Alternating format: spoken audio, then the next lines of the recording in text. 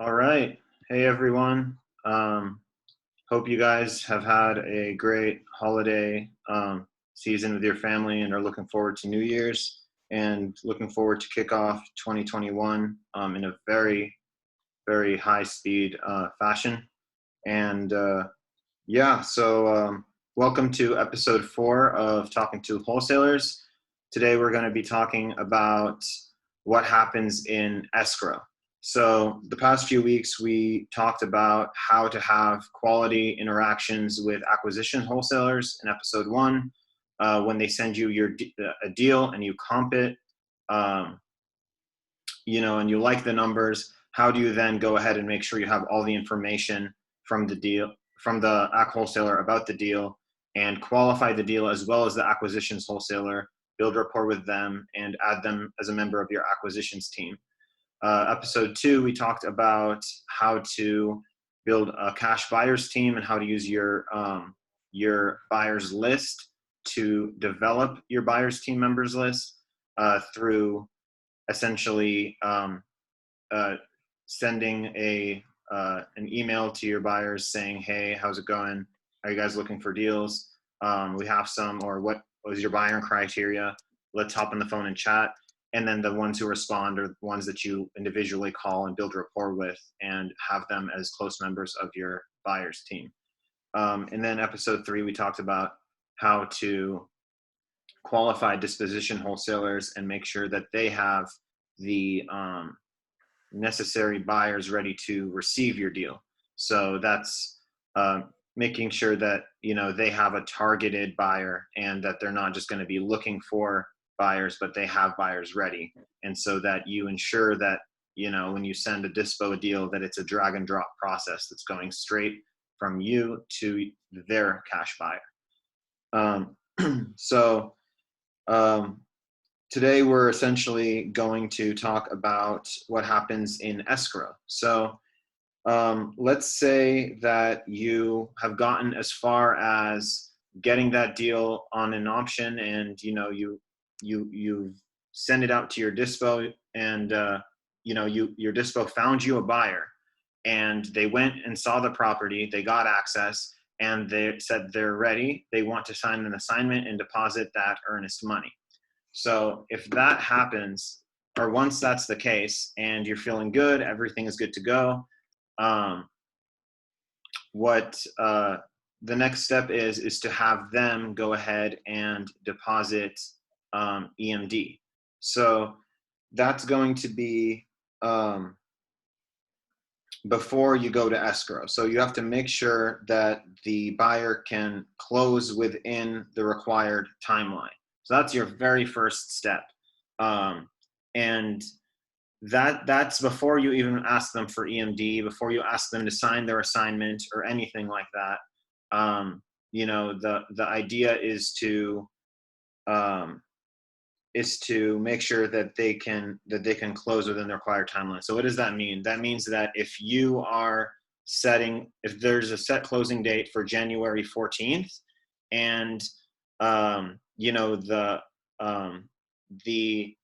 you've already gotten either a proof of funds or an approval letter from their lender about being able to close on that specific closing date, you have to make sure that on that approval letter or on that proof of funds, and if it's not on there, ask to make sure that the funds will be released, or can be released into escrow through the wiring instructions before that closing date. So, make sure that their lender is approving for funds to be released on January 12th or January 13th and not January 17th, because that's past closing. If they need more time, then put that on their assignment contract and lock them into that time and make sure that's okay with the seller. But let's have that all figured out on the contracts before we go ahead and sign the assignments.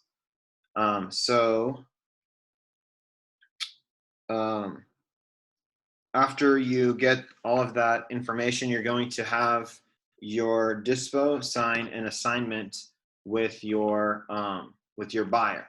So that's going to be essentially, so that's like right after you've qualified that they can close on by that certain date, you're going to send, you obviously, you have, you're going to send an assignment to your AC, you're going to send an assignment to your Dyspo. The first and most important assignment is the one between your Dyspo and your cash buyer. So once they sign that, the cash buyer signs that, the Dyspo is also going to sign it as well. And then you're going to, your Dyspo is then going to sign an assignment with you, and then you're going to sign an assignment with the acquisitions wholesaler. So just making sure I'm getting the order correctly, because it's a very specific order. So basically what happens is the Dyspo signs the assignment with the buyer. So the buyer signs the assignment, and then the Dyspo goes ahead and signs that same assignment. And then you go ahead and send an assignment to your Dyspo, and then they sign that assignment with you, right?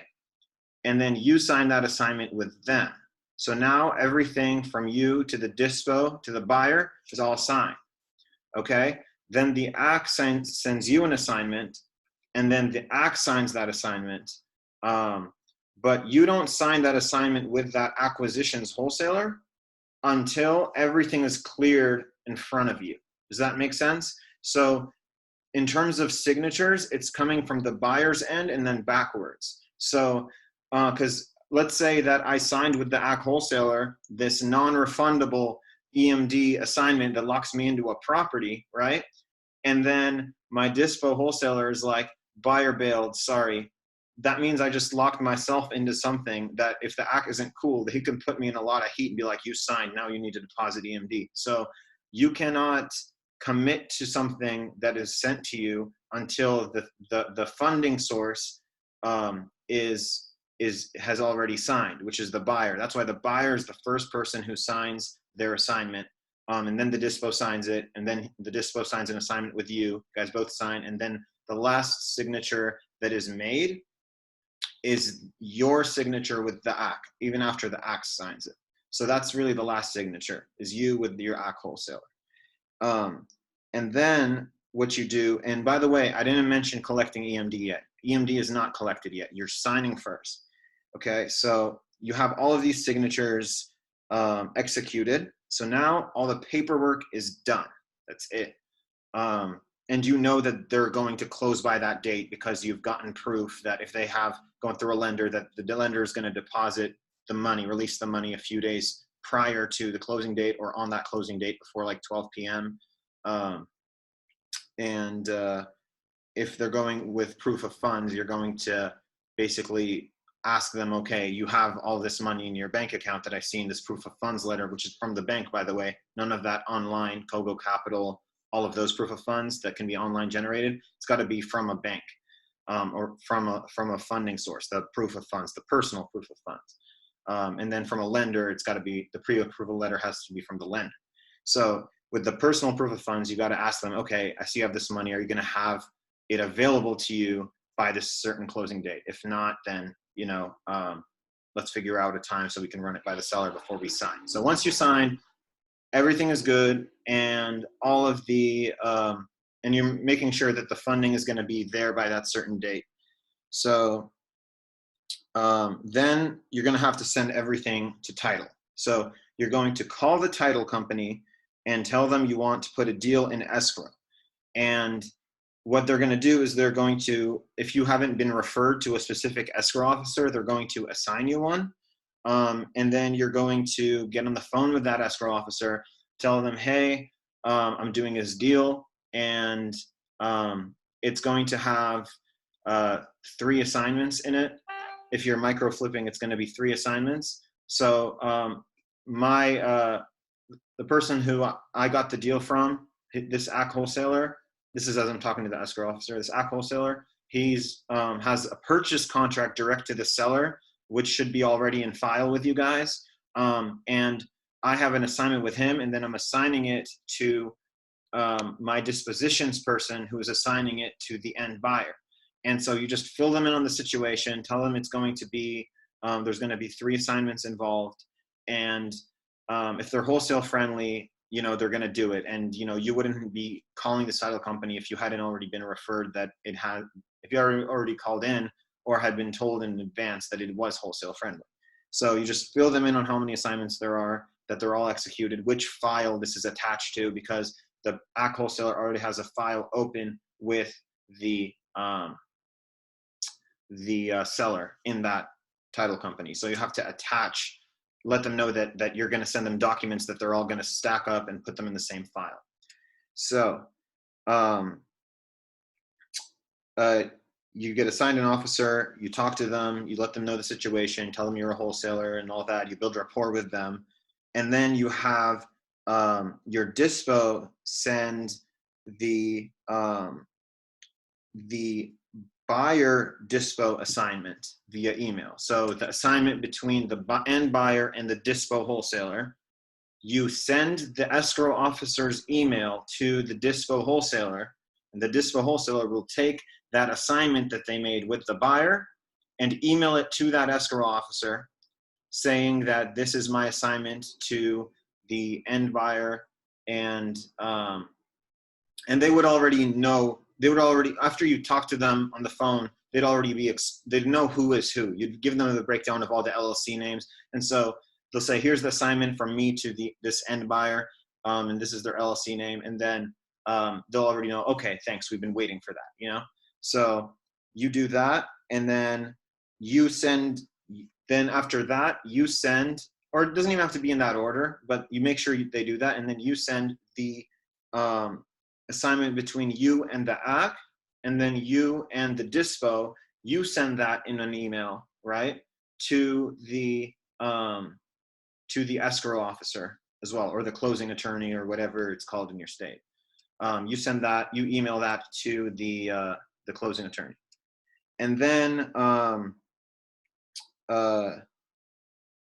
then they have all the paperwork and everything is good to go, and you don't have to worry about paperwork anymore. And then, and only then, right, do you send the Dyspo wiring instructions to send to the buyer. That's once everything is signed.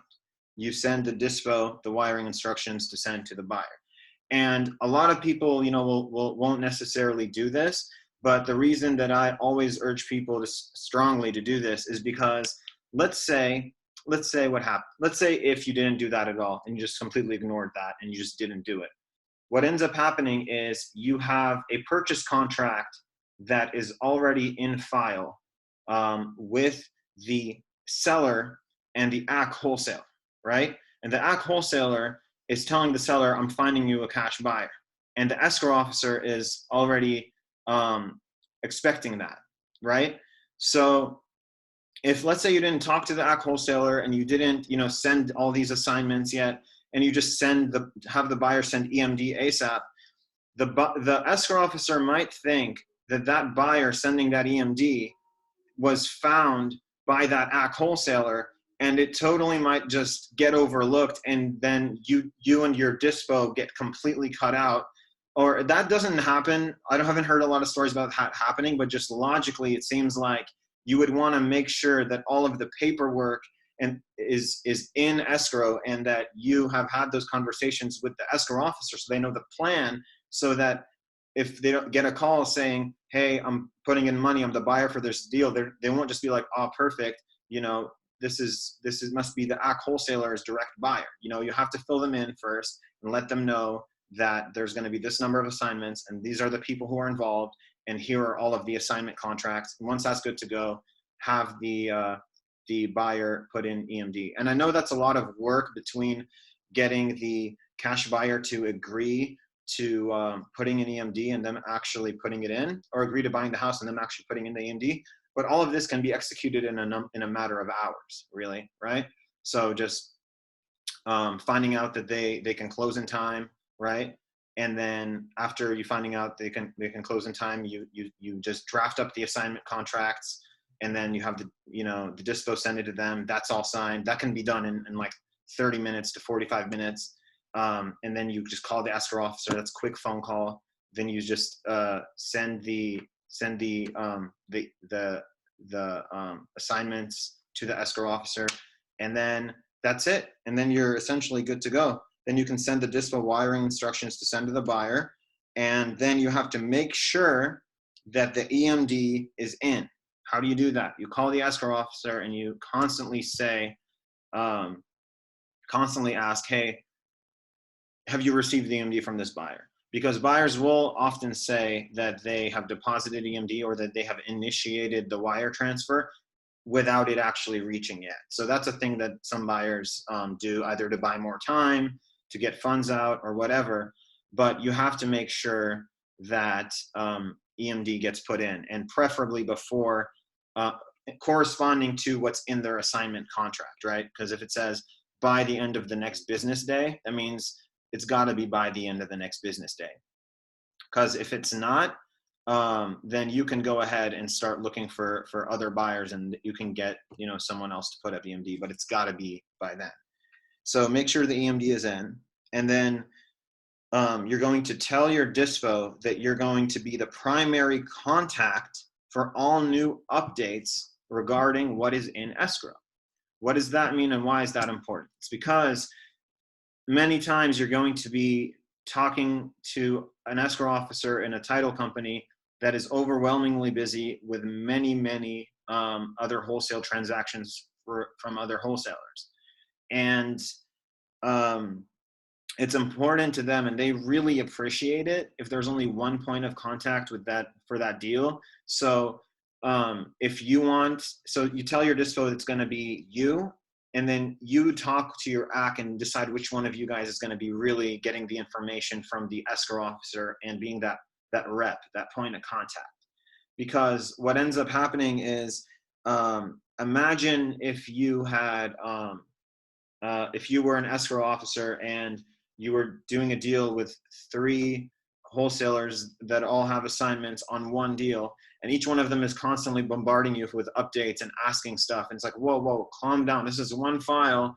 I only get paid once. I don't get paid 3 times. I need to talk to one person. This is ridiculous. So you need to try and think from a courtesy standpoint about what the escrow officer that in that title company is going through in their day-to-day. And they're more likely to respond quickly to you if you guys are more organized like that, because they're like, hey, these guys are respecting my time, and I don't have to bother myself with getting to 3 people. I can just go to 1, so they'll just do it instantly. At least that's been the case with me and others who have had similar experiences.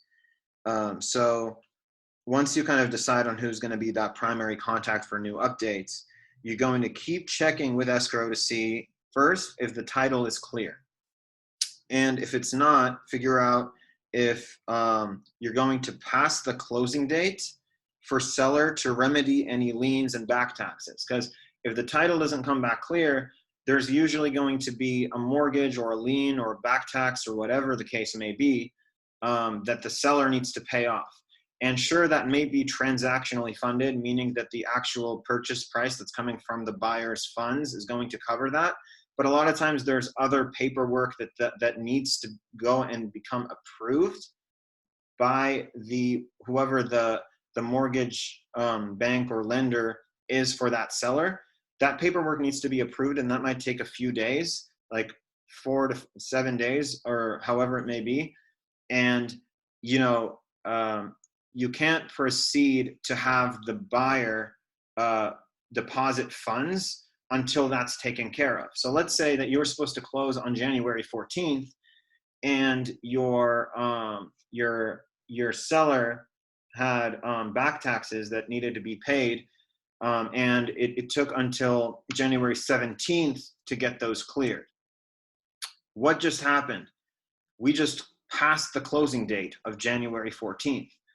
And usually that's not a problem for the buyer, because the buyer gets more time to put in funds. It's usually like if the buyer, exceeds the closing date, that's a problem for the seller. And that's the one where we're like, okay, buyer, you're in breach, and, we need to figure out if we can redo this contract, run the new closing date with the seller. Otherwise, sorry, we're gonna have to take your EMD and cancel the transaction. But in this case, where it's the seller's fault because they just passed the closing date from January 14th to January 17th, there's a very important step that many people forget to do. So when you pass the closing date, you need, when you think you're going to pass it, when you ask, January 12th or 13th and say, hey, Mr. Title Officer, do you think this is going to be cleared and before closing date so that the buyer can deposit funds? If they're like, no, we're going to pass it and it's just going to take a couple of days, you're going to have to update the buyer's assignment so they don't take advantage of an infinite extension. I have had this happen to me before, and it is not fun. No one wants to go 30 days after close of escrow waiting for a buyer to deposit funds. It's not fun, and it shouldn't happen. So what'll happen is if you pass the closing date because it's the seller's fault, the buyer's contract still says January 14th, and you just allowed him 3 extra days that weren't in that contract. So what's really going to stop him from taking 2 more days or 4 more days when his initial 3 days past the contract wasn't in the contract anyway? So he's kind of going rogue. He's going off the rails. He can do whatever he wants because we're not really stopping him. And there's nothing in writing anymore stringently to tell him to close at a certain time. He's not afraid. He really doesn't care.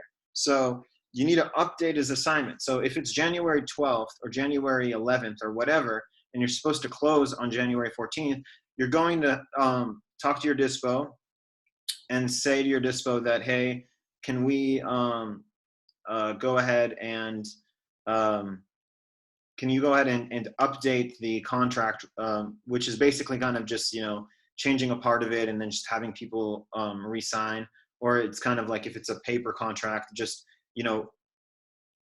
X out the closing date and put a new one and then just have them initial it, you know what I mean? That says that it's going to be, so if let's say you're supposed to close on January 14th, right? And it's currently January 12th, and it's title isn't going to be clear until January 17th. That means you're changing that closing date to the 17th, right? You're not doing it the 18th, the 9th. You're setting it in stone on the 17th. And the seller obviously agrees because the seller has no say in that because it was their fault. You can't close sooner than that if you tried, right? So January 17th. And then the buyer would be like, oh, cool, that's neat. I have 3 more days. Let's do it. And then, they title is clear, and then they can deposit, they can close, and that's it. That's the end of it. And then, have your Dyspo frequently check with the buyer to see when funds are dropped. So meaning that after they deposit EMD, and then let's say title is clear, and they have 7 days to deposit the full purchase amount, every day or so, you're going to check in with the buyer and see how funds are going. That's if they say that we're going to have it by the 14th, right? But if they say it will be deposited on the 12th, you're going to be a bit more relieved because they actually gave you a set date. And then every other day you're going to be like, hey, so we're still good for the 12th. Is everything good? They'll be like, yeah, of course. We have all the money just sitting in an account. It's ready to be deposited. And you're like, good. So every couple of days, you're just going to check until you close, and then you close. But let's say if they start ghosting your Dyspo, and you're checking in with the Dyspo's like, I really don't know what to tell you, man. The buyer's not responding, but they said they're going to close at this time. That's going to start making you nervous because you really only have until that closing date to get that money in.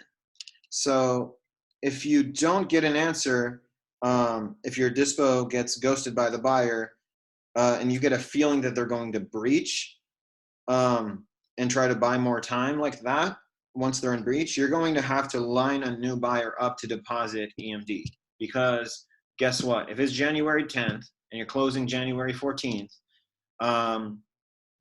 you can feel it out a couple days in advance. And, you know, obviously, like, hopefully you've dispoed the heck out of this deal to where you had not only one, but, you know, a couple other buyers who are interested in deposit EMD, and you just gave it to the first bite. So you could, a couple days earlier, you could say, hey guys, so this deal might still be available for you guys to purchase, but because we're about to pass the closing date, do you think you can do a close in 7 days and put in EMD on the day we were supposed to close, which was January 14th?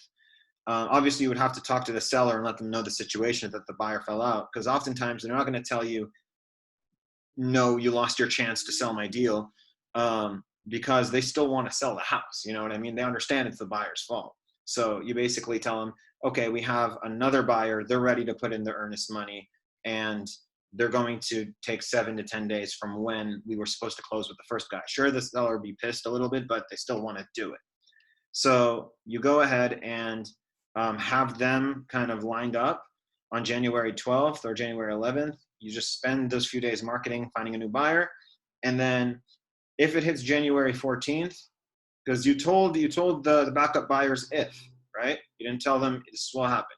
And then if it's January 14th and the initial buyer closes, you'll say, sorry guys, thanks so much for, you know, being willing to take this deal down. I'm going to send you my priority, my next awesome deal, very much like this one. You're going to be the first to see it. So thank you so much, because you don't want to blow the buyer off, you know, the backup ones. And then January 14th hits, and then they close, and then that's good. You didn't need those backup buyers, but you had them just in case. But let's say you needed them. What happens? January 14th hits. The end of the day, there's no funds, and then, you know, they're ghosting you, or they're coming up with excuses saying January 16th. No, take their EMD. Literally take their EMD. Go ahead and send the termination contract for the buyer to sign, and CC or have your Dyspo do that, and then have them CC the escrow officer and say, okay, we're terminating the contract, you're in breach, and you're forfeiting your earnest money. They would sign it because they legally need to, and then your Dyspo would sign it, and then assuming you just found a buyer, you would sign a termination contract with your Dyspo, and they would get cut out of the deal, which sucks for them, obviously. But, you know, you could also set it to where you wanted to keep your Dyspo in the deal because they've been doing such a good job. You would have your Dyspo be the one who finds the backup buyer, in which case less work for you and they still get paid. So that happens. You take their EMD and the buyer's done, and then you immediately go and get the new buyer to deposit EMD. They sign an assignment for that new closing date with you, and then they deposit their EMD, and then this clock starts ticking again to whatever date the seller agreed you can give that new buyer. And then that's really how you deal with that. And then at closing day, you're going to send your wiring instructions to the escrow officer for your assignment check, and then your Dyspo is going to do the same, and your ACK is going to do the same. Seller gets title of the seller gets you know, the cost of the house. The buyer gets the title, and that's it. You get paid, and you can pat yourself on the back and go and you know, do the same with another deal. Or you probably, if you're doing this and you're following the right steps, you have, you know, a couple days later, you're going to close on another deal, and then you just keep getting checks, and you're just monitoring multiple escrows like that. So that's the process. That's what happens in escrow. And as you can see, it's a lot of really important communication between all of the parties involved, between the ACK, the seller, you, the Dyspo, the buyer, and the title officers. Everyone's kind of just teaming up and trying to make sure we all make it happen. So that's the end of the monologue today. Does anyone have any questions, comments, suggestions, or want to facilitate any discussions about any of the material about what happens in escrow?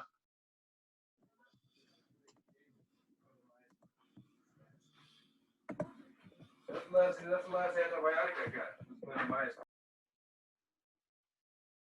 got. Does anyone have any comments about anything, or does anyone want me to clarify any of the specific steps? Because I know that there was a lot of steps that we just talked about, and they were all in kind of a specific order. And this is something that might seem like it goes over your head right now, but it becomes muscle memory as you do it multiple times. Yes, Earl?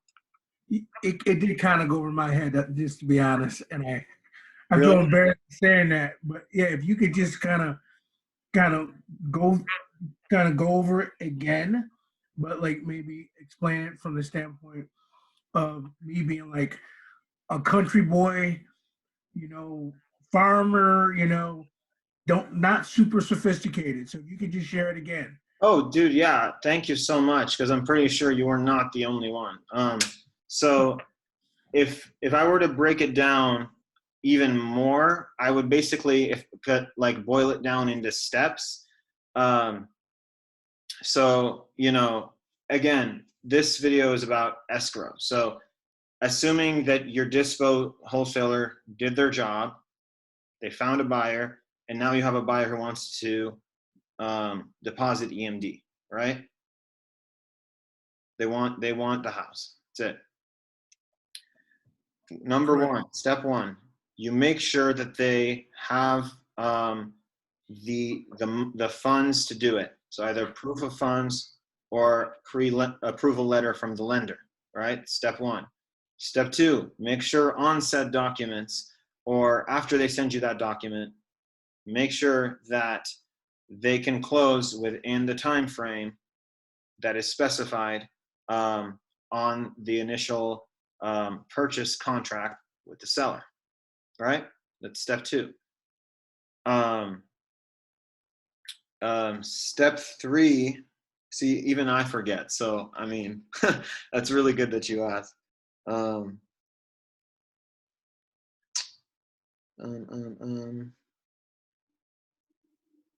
Yeah, step three, have your Dyspo sign an assignment with your buyer, right?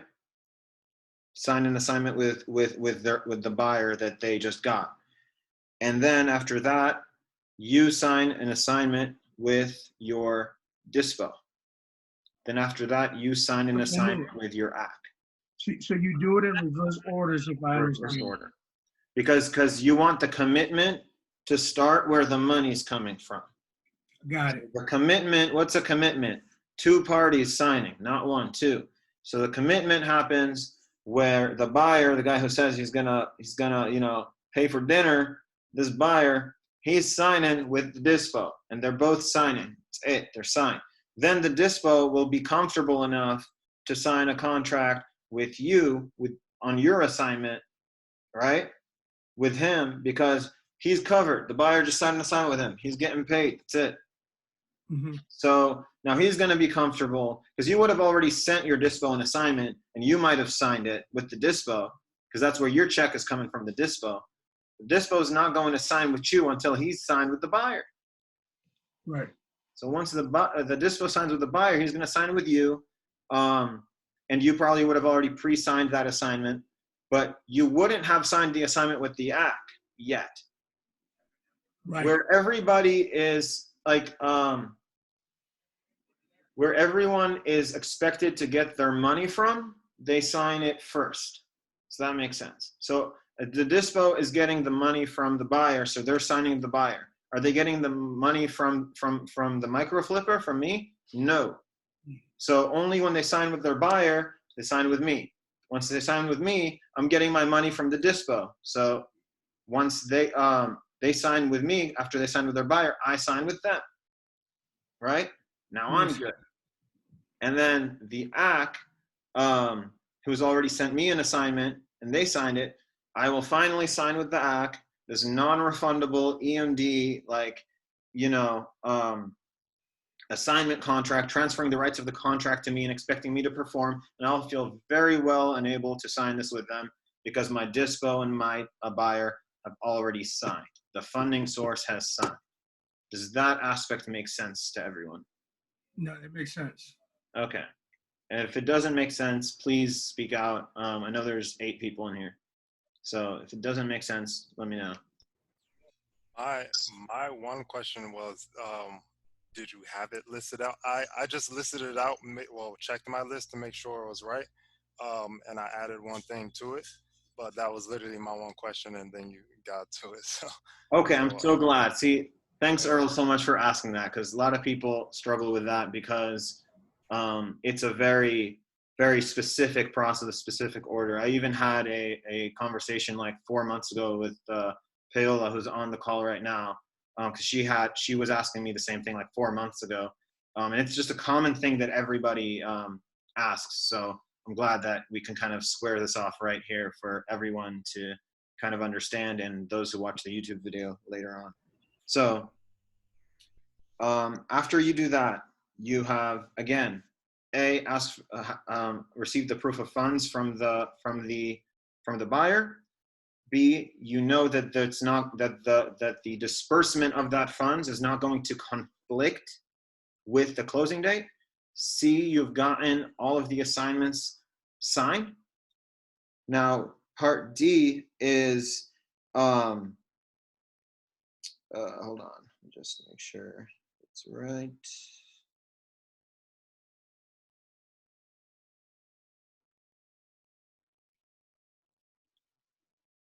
All right. Part D is you call the title company. Call the title company, and you can do that. I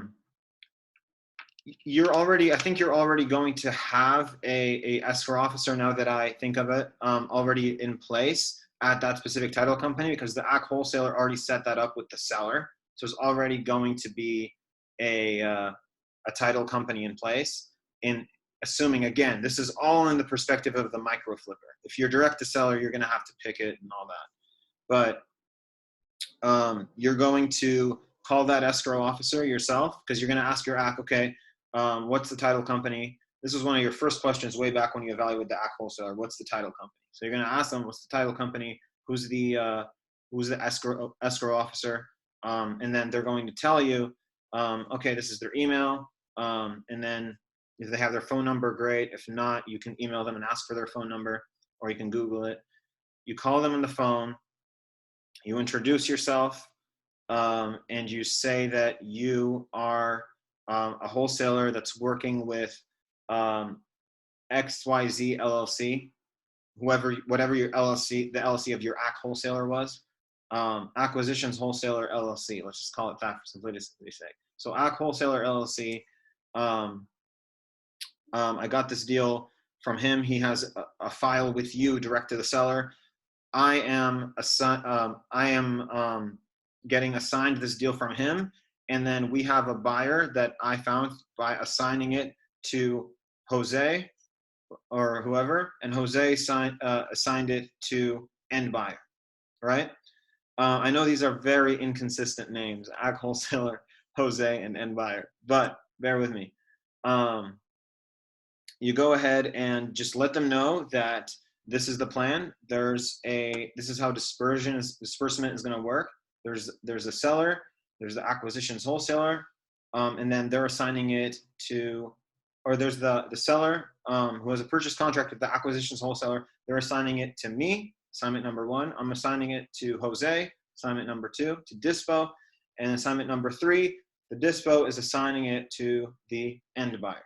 So you're going to tell them that, you're going to fill them in, you're going to even write it out in an email, just let them know the game plan, let them know the strategy, right? So that when you send assignments to them through email, they know what the heck they're looking at. You know what I mean? That's very important. You do that. And I'm going to keep listing the steps every time I add a new step, just for simplicity's sake. So it's, you know, ask for proof of funds, and this is all after you found a buyer who says they want to buy it. Ask for proof of funds, make sure they can close in time, get all of the assignments signed, talk to the escrow officer and fill them in. So far, so good. And then step 5, after you talk to the wholesaler or to the escrow officer and you fill them in, you're going to send the escrow officer in the email the assignment that you have with the acquisitions wholesaler, right, who has the purchase contract with the seller already, so they can take that, put that in the file, and then you're going to also send them the assignment contract with you and the dispositions wholesale, right, which if you followed the steps is already executed. And then you knock on the Dyspo, right, tell them, hey, get your assignment with that buyer over to the escrow officer. Here's their email. Just send it. Tell them that you are the wholesaler that's working with Mahmoud, you know, who they would already have gotten those contracts from me, so they would piece it together in their minds. They already have the flow chart of who's assigning to who. Like, oh, okay, yeah, I've been expecting you. And now they have the assignment with the end buyer. So now all the assignments have been sent. Good. Okay. Now that all the assignments are sent, what still hasn't happened yet? Earnest money has not been deposited yet. Earnest money gets deposited by you asking the escrow officer for wiring instructions, and then you send those wiring instructions to your Dyspo to send to your buyer, so that the buyer can go ahead and wire the money, start a wire transfer to hit the escrow officer before the specified time of their assignment contract, which is before the following business day, however it's specified on that assignment contract. Does that make sense so far? Yep. I'm so happy it is, because it's so complicated. But the fact that we're hashing this out right now is awesome, because so many people are confused about this, guys. I'm willing to share everything that I type up too. I'm a quick typer, so I'm keeping up with you. Dude, barely, but I'm keeping up. Please, we have an official note taker now. Awesome, thanks, man. No problem. Okay. And I'll connect with you as well, just to make sure all the notes are right before we release them out. Absolutely, man. Yeah, super helpful. Yeah, I almost made a PowerPoint for this specific episode because of how many intricate details there are. So now I kind of wish I did, but I got you. Okay, Mahmoud, make the PowerPoint, because I may need it to explain it to my team. I'll send them the notes and flashcards. Yeah, send me the notes. I might do a PowerPoint.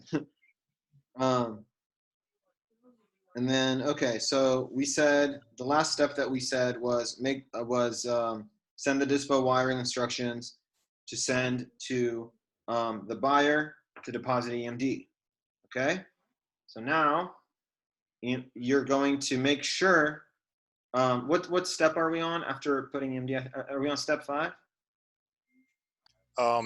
We assigned it to we got through actually all of the paperwork. Earnest money deposited by asking escrow for wiring instructions. Make sure that Dyspo sends the buyer so that they know how to. So I believe we're going in to see if the title's clear or create primary something. I missed something there. Yeah, no, because we're, again, and I'm going to keep redundantly saying the steps so it can kind of click with everyone.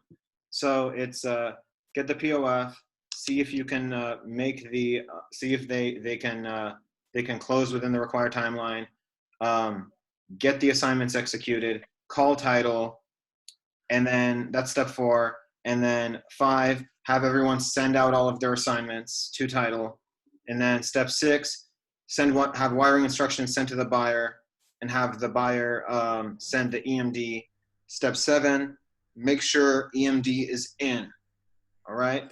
Monitor the situation.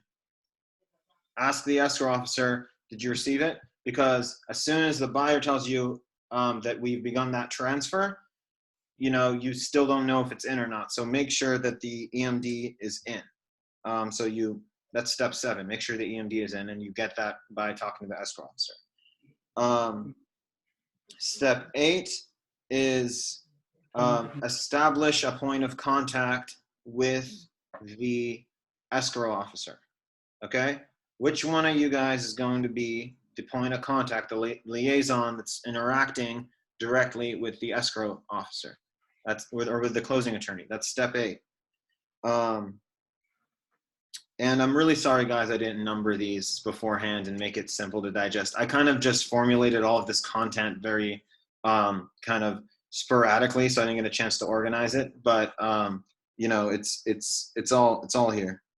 So yeah, step 8 is to establish a point of contact with the escrow officer. And again, this video is going to be posted on YouTube, so you can cycle through it and watch it however many times you want. So you're going to tell your Dyspo that you're going to be the Dyspo's primary contact for all new updates in the process. So you tell your Dyspo, come to me, I got you. I'll be your primary contact. And then in the Dyspo's right now, the Dyspo's job is just to make sure their buyer is in line. That's the Dyspo's job. If you're a Dyspo wholesaler talking directly to your buyer, now that we're in escrow, your job is to keep your buyer in line and to execute based on the developments we give you. But you're going to have to decide between you and your AC wholesaler who's going to be kind of the main person talking to escrow. It might be them since they already have that contract with the seller, but it also might be you. So you each got to figure it out, because you could, if they're constantly in contact with the escrow officer, you might just keep hitting up the AC wholesaler instead of the escrow officer, right? Because you know they're getting all of that information from title.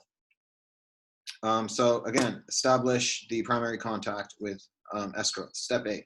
Step 9 is to check with escrow consistently to see if title is clear. So if you already knew as soon from your AC wholesaler the title has been clear, you don't have to worry about step 9, right?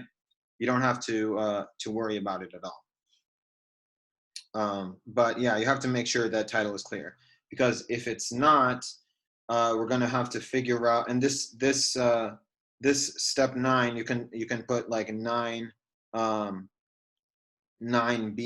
9A, because if it's not, figure out if we will pass the closing date for the seller to remedy the liens and the back taxes on the property, right? Because there's certain paperwork that needs to be executed, right, between the seller and their mortgage or lender or whatever before they clear title, right? The money obviously is coming from the buyer, because they're going to get that money for that mortgage deducted from the buyer's amount that they're paying, right? But there's going to be paperwork that's going to have to be fixed and dealt with before you go ahead and have the buyer deposit the funds. So title has to be clear before the buyer deposits the funds. So you're going to have to figure out if that process is going to cause us to pass the closing date, right? Because 9B, if that happens, you know, you have to make sure to update the buyer's assignment contract so that they don't take advantage of what I call infinite extension, meaning that they have the contract has been breached. It's not their fault at all. The contract's been breached, or it hasn't even been. You can't even call it breached because the seller is the one who dictates that closing time anyway, and it's their fault. So the seller, the buyer has to have an updated closing date right before the initial closing date ends. So you have to update their assignment contract with the appropriate closing date. And so you just tell your Dyspo to do that in advance. And that just really has to be done between your Dyspo and your end buyer. You could also update the closing date with your Dyspo and you, and then you and the ACK and the ACK and the seller, but really it just matters mostly like with the cash buyer. Okay, so that was step 9. You know, figure out if title is clear, and if it's not, you know, are we going to pass the closing date? If we're going to pass the closing date, let's update the assignment with the end buyer. Okay, and then step 10, have the Dyspo frequently check in with the buyer to see when funds are dropped. And this step 10 is not something that should be happening after steps 1 through 9. This should be happening right after the step where they deposited EMD. Should be happening like every day. Every day, the Dyspo should be checking in with the buyer, seeing when the funds are going to be dropped. If they tells you we're going to be dropping it at this certain date, then okay, they gave you a certain date, that's more assuring, but still check every couple days. Still good for the 14th, still good for the 14th, still good for the 14th. Just keep doing that. Or, you know, phrase it differently so it doesn't feel like you're spamming them, but hey, the case continues. And then if you're feeling like you're getting a breach, right? If you're feeling like the buyer is ghosting the heck out of this Dyspo wholesaler, right? Then, or the Dyspo wholesaler is ghosting you, which is probably due to the buyer ghosting the Dyspo wholesaler, you get a feeling about that, and then a few days before you're supposed to close with this buyer, you start to go back to interested buyers who have showed interest before, and you start to find a backup buyer. And then you let them know that we're still probably going to close, but if not, would you be interested in being a backup buyer for this? Because we don't know if it's going to close. If so, can you deposit EMD on the date that we were supposed to close or the next day? And obviously you would have this conversation with that backup buyer after talking to the seller and seeing if you can even do that. But the seller probably still wants to sell the property, so they're more than likely going to let you plug a new buyer in. So you just, you know, and if it ends up you don't need the backup buyer, sorry, I'll go and bring you more deals, just like this one. Thanks so much. If it turns out that, and then you just close with the initial guy. But if it turns out that, damn, I'm so happy I had this backup buyer ready, you end up sending a termination contract to the buyer, the initial buyer, the day of, and then basically telling them that says that they forfeit their EMD and that they are terminating their contract, and then that's the end of it. And then you plug that new buyer in, and then you have them deposit. You said you're sending that termination contract to the end buyer? You're sending that termination contract to the, so if that end buyer came from your Dyspo, what you're doing is you're sending a termination contract to your Dyspo, because you're also terminating your Dyspo now, because they brought the end buyer, and what business do they have being in the deal anymore if, you know, their buyers walked away? But the way you can kind of save face with your Dyspo and keep them kind of cool with you and still keep them in the deal is by having them be the ones to find the end buyer. So you would just end up having the Dyspo terminate with the end buyer and having a new assignment contract with their new buyer. But if you end up needing to terminate the Dyspo because you found a new cash buyer on your own or through a different Dyspo, you would rehash out those contracts. Does that make sense? Got it. Okay. So yeah, so you line the new buyer up, and then you have them deposit EMD, and then you kind of repeat the steps necessary for buyer number 2 the same way you did for buyer number 1, except this time you start at the point where they deposit EMD because signatures are already done. And then at closing day, you send your title, your wiring instructions for your assignment check, and then you get paid. So does it kind of make more sense the second time around, after I kind of cut it up a little bit and kind of regurgitated it? Is everyone kind of on board with this cycle, the process? Earl, you're muted. I appreciate you going around one more additional time because that made a difference for me. I'm so glad. Is anyone else kind of, did this kind of help anybody else kind of going through it a second time? This kind of help is solid, man. I actually use those lines of questionings every time I talk to a Mac wholesaler now. And yeah, you're really helping me, man. It's very detailed and I appreciate it, man. I'm glad. Also, if you're listening to this and you still don't understand this, I give you permission to tell me to explain it a third time, and I will. If you're feeling shy because you don't get it, don't be, because this is going to be on YouTube and all the viewers are going to appreciate that I'm saying it 3 times. So effectively, by telling me to say it a third time, you're getting me more views on YouTube, which I'll appreciate. So please, if you don't understand this, just please let me know. Like, or if you have questions about a specific part of it, please let me know. And we can talk about it right now, because that's what I'm doing this for, is so I can break it down for you guys, so I can make it so that I can frame your mind in a way that this is easily digestible, and you can kind of follow this in order. And please help me make me feel like I've done my part, by letting me know if you don't understand a certain aspect of this. So I'm just going to sit here for a couple minutes and wait until anyone has any comments.